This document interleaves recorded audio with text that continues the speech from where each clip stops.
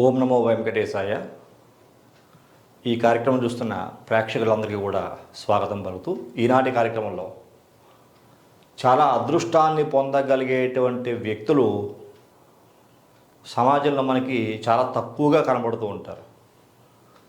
మధ్యమ జీవితాన్ని పొందేటువంటి వ్యక్తులే చాలా ఎక్కువగా ఉంటారు. అధమ స్థాయిలో కొంతమంది ఉంటారు. ఈ విషయాల్లో కనుక చూసుకుంటే ముఖ్యంగా మనకి ఈ ఏప్రిల్ 6వ తారీఖు నుండి 11వ తారీఖు వరకు ఈ శని కుజులు ఇద్దరు కూడా శతభిష నక్షత్రం 4వ పాదంలో సంచారం చేసేటువంటి కాలం. ఈ కాలంలో అత్యంత జాగ్రత్తలు తీసుకోవాల్సిన వ్యక్తులు ఎవరెవరు ఉన్నారు అని ఒక్కసారి పరిశీలన చేద్దాం. ఇందులో మీకు ముందుగా ఒక రాశి చక్రం వేస్తున్నాను. అంటే ఎటువంటి విశ్లేషణ చేయాలన్నా సరే ఈ రాశి చక్రం అనేటువంటిది చాలా ప్రముఖమైన పాత్ర పోషిస్తూ ఉంటుంది. దీనిని మనం రాశి చక్రంగా తీసుకుంటాం. ఇది కుంభరాశి. ఈ కుంభరాశి యందు శని కుజగ్రహాల యొక్క సంచారం ఉన్నది. అలాగే ఇందులో చూసుకుంటే రవి, శుక్ర, రాహు, బుధగ్రహాలు. బుధుడు ఈ స్థానంలో నీచ స్థాన వదిలే సంచారం చేస్తుంటే శుక్రుడికి ఈ స్థానము ఉచ్చక్షేత్రం అవుతుంది. రవికి చూసుకుంటే స్టారు మిత్రక్షేత్రం అవుతుంది. మరి ఈ కుంభరాశిని బేస్ చేసుకుంటే ఈ శని కుజులు ఎలా సంచారం చేస్తున్నారు? శతభిష నక్షత్రం, శతభిషం 4వ పాదంలో ఉన్నారు. ఎప్పటి నుంచి ఉన్నారు? ఇక్కడ మనకి ఏప్రిల్ 6వ తారీఖు నుండి దగ్గరగా 11వ తారీఖు వరకు, అంటే ఒక 6 రోజులు అనుకోండి. సుమారుగా ఒక 6 రోజుల పాటు, 5-6 రోజుల కాలం పాటు ఈ రెండు గ్రహాలు ఈ శతభిష నక్షత్రం 4వ పాదంలో కలిసి సంచారం చేస్తున్నాయి. ఇక అర్థం చేసుకోవాల్సిన విషయం, ఈ శతభిష నక్షత్రానికి అధిపతి చూసుకుంటే రాహువు అయి ఉన్నాడు. రాహువు ఈ శతభిష నక్షత్రానికి అధిపతి. ఇక్కడ మనం 3 గ్రహాలను తీసుకోవాలి. శతభిష నక్షత్రానికి అధిపతి రాహువు, అలాగే కుజుడు, కుజగ్రహము, అలాగే శాటిన్ శని. ఈ 3 గ్రహాలు కూడా అంటే నక్షత్రాధిపతి, అలాగే కుజుడు కుంభరాశి యందు, రాష్ట్రాధిపతి శని, అలాగే శతభిష నక్షత్రంలో రాహువు ఉన్నాడు. కుజుడు కూడా ఈ యొక్క రాహువు యొక్క నక్షత్రంలో శతభిష నక్షత్రంలో ఉన్నాడు. ఇవి మంచి కలయిక కాదు అని చెప్పుకుంటాం. ఎవరికి మంచి కలయిక కాదు? ఏ రాసుల వాళ్ళకి మంచి కలయిక కాదు? ఎందుకు వీళ్ళు జాగ్రత్తలు తీసుకోవాలి? ఎందుకు జాగ్రత్తలు తీసుకోవాలి అంటే కనుక ఇక్కడ మనకి కుంభరాశి నుంచి 6వ రాశి చూసుకుంటే కర్కాటక రాశి అవుతుంది. 7వ రాశి చూసుకుంటే సింహరాశి అవుతుంది. ఈ కర్కాటక రాశిలో పుట్టిన వ్యక్తులందరూ, సింహరాశిలో పుట్టిన వ్యక్తులందరూ, అలాగే 8వ రాశి చూసుకుంటే కన్యారాశి అవుతుంది. ఈ 8వ రాశికి ఆధిపత్యం వహించిన బుధుడు ఇక్కడ నీచ స్థాన గతులై ఉన్నాడు. చెప్పాను ముందే మీకు. అంటే 6, 7, 8 కర్కాటకము, సింహము, కన్య ఈ రాశులకి చెందిన వ్యక్తులందరూ కూడా వీళ్ళందరూ కూడా చాలా చాలా జాగ్రత్తలు మాత్రం తీసుకోవాలి. 100% జాగ్రత్త తీసుకోవాలి. ఎందువల్ల? అష్టమాధిపతి అయిన బుధుడు నీచ స్థానంలో ఉన్నాడు. అలాగే శనికి ద్వితీయ క్షేత్రంలో ఉన్నాడు. సప్తమాధిపతి అయిన రవి, ఈ రాహువు రవి కంజంక్షన్ కూడా ఉన్నది. శుక్ర రవులు కంజంక్షన్ ఉన్నది. అలాగే షష్ఠాధిపతి అయినటువంటి ఈ యొక్క చంద్రుడు కూడా ఈ రాశి స్థానంలో సంచారం చేసే అవకాశం కూడా ఉన్న కారణం చేత చాలా జాగ్రత్తగా ఉండాలి. అలాగే ఈ శని కుజుల యొక్క కలయిక కూడా ఈ 6 రోజుల కాలం పాటు చాలా జాగ్రత్తలు తీసుకోవాల్సిన పరిస్థితులు మనకి గోచరిస్తూ ఉంటాయి. ఇంకా ఈ యొక్క రాశుల్లో ఈ కుంభరాశి, మీనరాశి కాకుండా ఈ యొక్క కర్కాటక రాశిని 1వ రాశిగా తీసుకుంటే ఇక్కడ కుంభరాశి 8వ రాశిగా మారుతుంది. ఇది మరలా మనకి షష్టాష్టక దోషం 6, 8. ఇది అత్యంత ఇబ్బందికర పరిస్థితుల్ని కొంతమందికి కలిగిస్తూ ఉంటుంది. అలాగే దీనిని బేస్ చేసుకుంటే ఇది మనకి 7వ రాశి అవుతుంది. ఇది మరలా మనకి 7/7. అది కూడా ఇబ్బంది కలిగించేటువంటి గ్రహస్థితి. ఎందువల్ల ఈ రాశికి ఆధిపత్యం ఇచ్చే రవి, ఈ రాశికి ఆధిపత్యం ఇచ్చే చంద్రుడు. ఈ శనికి శత్రుగ్రహాలే. రవి శత్రుగ్రహమే, చంద్రుడు శత్రుగ్రహమే. అలా అయిన కారణం చేత ఈ రాశులకి చెందిన వ్యక్తులు, ఈ రాశులు గల వారితో జాగ్రత్తగా ఉండాలి. అష్టమాధిపతి బుధుడు శనికి మిత్రగ్రహమే, కుజుడికి సమగ్రహమైన ఇక్కడ మీనరాశి యందు నీచపట్టి ఉన్న కారణం చేత కొంచెం ఆరోగ్యపరంగా ఈ యొక్క కన్యా రాశికి చెందిన వ్యక్తులు కూడా చాలా చాలా జాగ్రత్తగానే ఉండాలి. ఇంకా మీ వ్యక్తిగత జాతకాల్లో దశాంతర్దశరాదులు చూసామనుకోండి, ఎవరి జాతకంలోనైనా సరే శని మహాదశ నడుస్తోంది, అంతర్దశ కుజుడు నడుస్తున్నాడు, లేకపోతే కుజు మహాదశ నడుస్తోంది, అంతర్దశ శని మహాదశ ఉన్నది, లేకపోతే రాహు మహాదశ నడుస్తోంది, అంతర్దశ కుజుడై ఉన్నాడు, లేకపోతే కుజు మహాదశ నడుస్తోంది, అంతర్దశ రాహు అయి ఉన్నాడు, లేకపోతే శని మహాదశ నడుస్తోంది, అంతర్దశ రాహు అయి ఉన్నాడు, రాహు మహాదశ నడుస్తోంది, అంతర్దశ శని అయి ఉన్నాడు. ఈ కాంబినేషన్స్ ఎవరి వ్యక్తిగత జాతకాల్లో నడుస్తూ ఉన్నా వీళ్ళు జాగ్రత్తగా ఉండడం అనేటువంటిది చాలా అవసరం. ఒక్క విషయం గుర్తుంచుకోండి, ఇది భయపెట్టడం కోసం చేసే కార్యక్రమం కాదు. ఇది ఒక అవేర్నెస్ ప్రోగ్రామ్. జాగ్రత్త తీసుకోవడంలో ఎలాంటి తప్పు లేదు, జాగ్రత్త తీసుకోవాలి. ఇక్కడ మీకు సమసప్తక స్థానాధిపతులు రవిశనులు, వీళ్ళకి తారాబలం బాగుంది కదని వివాహం చేసేసారనుకోండి, వాళ్ళు ఏ వయసు వారైనా సరే 100% సమస్యలు ఫేస్ చేసే అవకాశం కనబడుతోంది. కర్కాటక రాశికి చెందిన వ్యక్తులతోటి, కుంభరాశికి చెందిన వ్యక్తులతోటి ఏదో జాతక ప్రకారంగా తారాబలం బాగా ఉందని చెప్పేసి వివాహం చేశారనుకోండి, వాళ్ళు ఇబ్బందులు పడే అవకాశం లేకపోలేదు.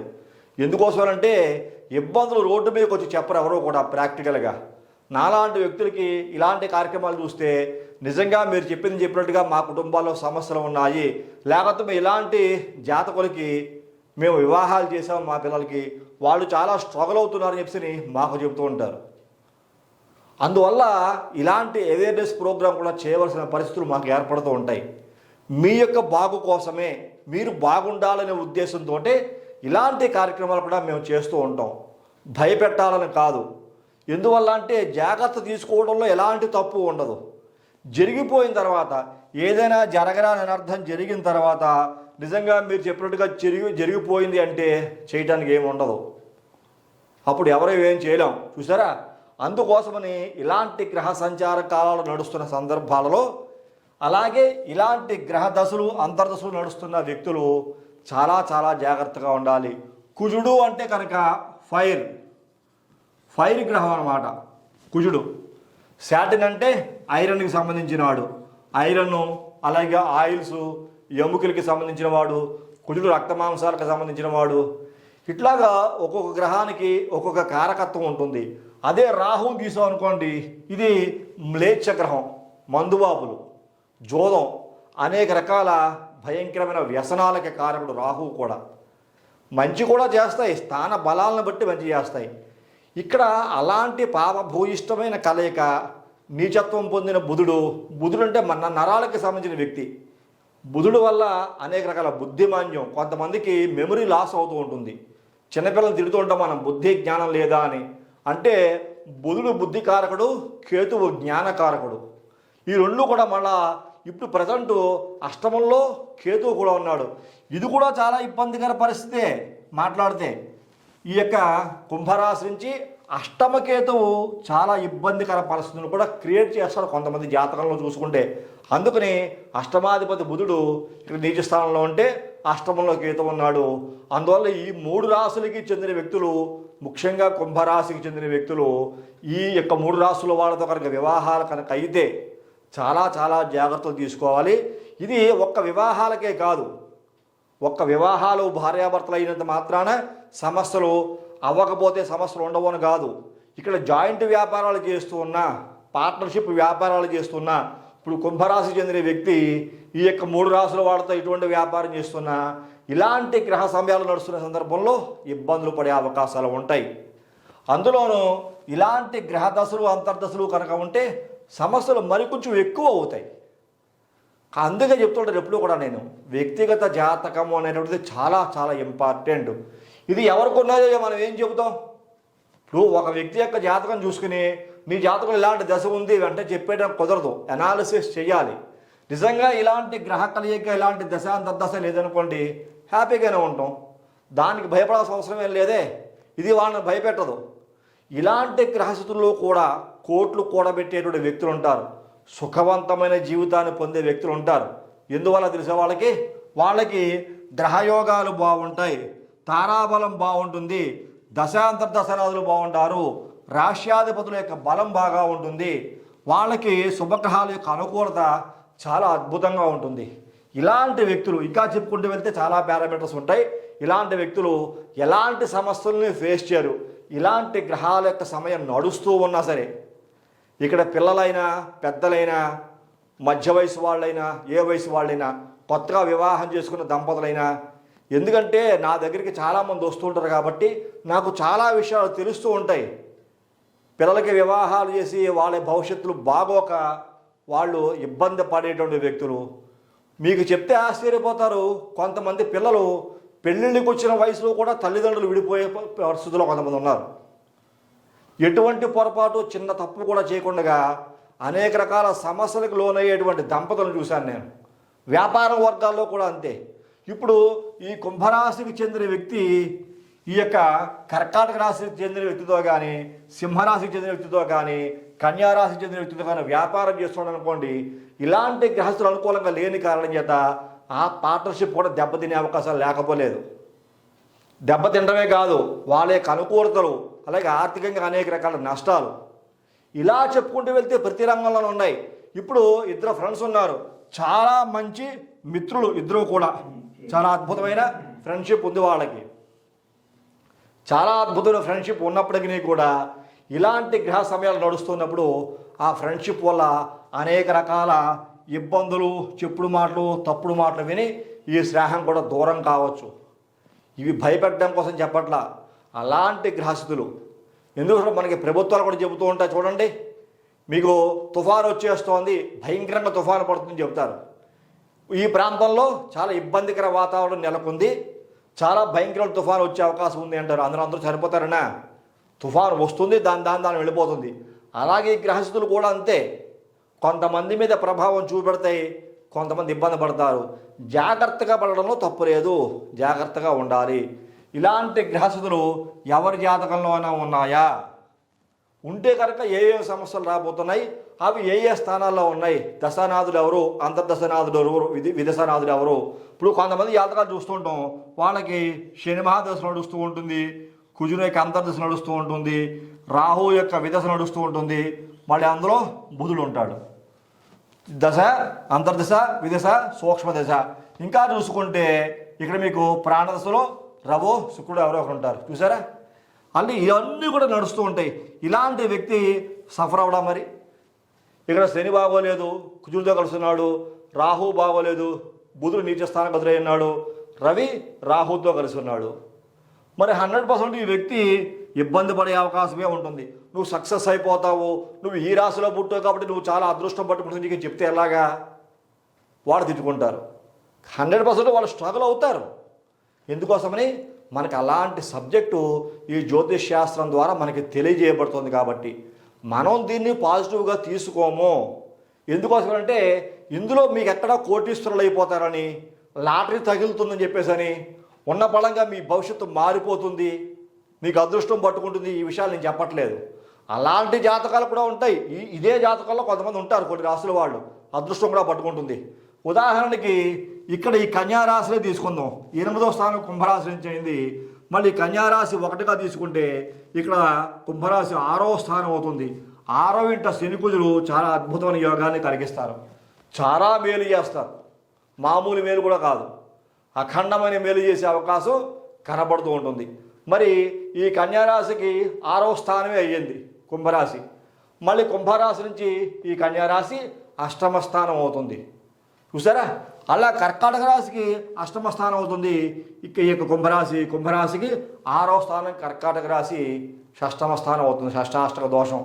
మరి దీనికి షష్టాష్టక దోషం ఉండదు, కానీ ఇక్కడ అష్టమాధిపతి అయిన బుధుడు నీచస్థానగతుడుగా ఉండడమే కొంచెం ఇబ్బందికర అంశం. అట్లాగా గ్రహ పరిశీలన జాగ్రత్తగా చేసుకుని అదృష్టం పట్టే వాళ్ళు ఉంటారు. ఇక్కడ ధనుస్సు రాశి ఉంది. ధనుస్సు రాశికి 3వ స్థానం కుంభరాశి అవుతుంది. 3వ ఇంట కుజుడు శని కూడా చాలా టాప్ లెవెల్ ఫలితాన్ని ఇస్తారు. అద్భుతమైన యోగాన్ని కలిగిస్తారు. మరి వాడు అదృష్టవంతులే. అదృష్టం పొందే వ్యక్తులు ఉంటారు, ఇబ్బందులు పడే వ్యక్తులు కూడా ఉంటారు. మనం అపార్థం చేసుకుంటే మాత్రాన అందరూ కూడా ఇబ్బందులు పడకుండా ఉండరు. కొంతమంది 100% ఇబ్బంది పడతారు. కాబట్టి వాళ్ళనైనా కొద్దిగా మనం జాగ్రత్త పడమని చెప్పడంలో ఈ శాస్త్రం ద్వారా తప్పు లేదు అనిపించుకోవచ్చు. 100% వాళ్ళు సేవ్ చేయటమే ఈ యొక్క శాస్త్రం యొక్క లక్ష్యం. కాబట్టి జాగ్రత్త పడండి. ప్రతి ఒక్కరు కూడా ఈ విషయాలు మీకు అందరికీ అర్థమవుతాయి అనుకుంటున్నాను. నెగిటివ్ ఫోకస్ చేస్తున్నాను అనుకోకండి. ఇది ఒక అవేర్నెస్ ప్రోగ్రాం. జాగ్రత్త పడమని చెప్పడం. అలాగే వ్యాపార వర్గాలైనా, అన్నదమ్ములైనా, అక్కచెల్లెళ్ళైనా, అత్తమామలైనా, నూతనంగా వివాహమైన వాళ్ళైనా, 25 ఏళ్ళ ఈ వివాహమైన వాళ్ళు కూడా ఇబ్బందులు పడుతున్నారు. కొంతమంది ప్రయాణాల్లో కొంతమంది ఇబ్బందులు పడుతూ ఉన్నారు. ఎందుకోసమంటే ఇది చెప్పాల్సిన పరిస్థితి. అలాగే ఈ దోషాలు తొలగిపోతాయి. ఇది ఈ గ్రహాల యొక్క దోషాలు ఒక 4 నెలలకు, 6 నెలలకు, 3 నెలలకు తొలగిపోతాయి. ఇవన్నీ పలచబడిపోతాయి, మారిపోతాయి గ్రహస్థితులు. అప్పుడు చెప్పడానికి ఈ దోషమే ఉండదు. అప్పుడు ఇలాంటి దోషాలు ఉండవు. అప్పుడు యోగాలు ఉంటాయి.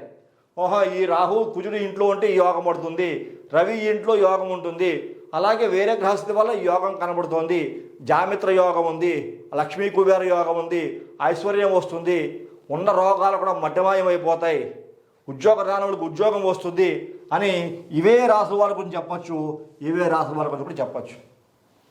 అందుకే గ్రహాల యొక్క కలయికలు సంయోగ వియోగాలుగా చెప్పింది శాస్త్రం. కాబట్టి జాగ్రత్తగా మీ అందరికీ అర్థమైంది అనుకుంటున్నాను. అర్థమైతే కనుక ప్రతి ఒక్కరూ లైక్ చేయండి, షేర్ చేయండి, సబ్స్క్రైబ్ చేయండి. అలాగే న్యూమరాలజీ అనే సబ్జెక్ట్ కూడా నేను కృష్ణ ఆస్ట్రో టీవీ అనేటువంటి ఛానల్ పెట్టి ఆ ఛానల్లో కంప్లీట్ ఏ తారీఖులో పుట్టిన వాళ్ళకి ఎలాంటి పేరు ఉండాలి, జాతక భాగాన్ని అనుసరించి కూడా ఆ వ్యక్తుల యొక్క పేరు ఏ నక్షత్రంలో ఎలా పుడితే, ఏ డేట్ ఆఫ్ బర్త్లో పుడితే ఆ పేరు బాగా ఉంటే వాళ్ళకి ఎనర్జీ లెవెల్స్ బాగా ఉంటాయనే విషయాలు కృష్ణ ఆస్ట్రో టీవీ అనేటువంటి ఛానల్లో నేను చాలా ప్రోగ్రామ్స్ చేసి పెట్టాను. ఇంట్రెస్ట్ కలిగిన వాళ్ళు, ఆసక్తి కలిగిన వాళ్ళు ఆ ఛానల్ లింక్ నేను డిస్క్రిప్షన్లో ఇచ్చాను. ఈ పక్కనే కూడా మీకు @కృష్ణ ఆస్ట్రో టీవీ మీకు డిస్ప్లే అవుతుంది. ఆ లింక్ కూడా మీరు క్లిక్ చేసి ఆ ఛానల్కి వెళ్ళి చూస్తే కనుక న్యూమరాలజీకి చెందిన సబ్జెక్ట్ అంతా కూడా మీకు తెలుస్తుంది. ఆసక్తి కలిగిన వారు ఆ సబ్జెక్ట్ కూడా చూడవలసిందిగా మీకు మరీ తెలియజేస్తున్నాను. అలాగే ఈ కార్యక్రమం నచ్చితే ప్రతి ఒక్కరూ లైక్ చేయండి, షేర్ చేయండి, సబ్స్క్రైబ్ చేయండి. సబ్స్క్రైబ్ చేసిన తర్వాత పక్కన ఉన్నటువంటి బెల్ ఐకాన్ మాత్రం ప్రెస్ చేయడం మర్చిపోకండి. అలా బెల్ ఐకాన్ ప్రెస్ చేయడం వల్ల నేను అప్లోడ్ చేయబోయే ప్రతి ఒక్క వీడియో మీకు వెంటనే ఇంటిమేట్ చేయబడుతుంది. మీరు యూట్యూబ్లోకి వెళ్ళి సెర్చ్ చేయాల్సిన అవసరం లేకుండా. తదుపరి వచ్చే కార్యక్రమంలో మరిన్ని ఆసక్తి విషయాలు తెలియజేసుకుందాం. అంతవరకు సెలవు. నమస్కారం.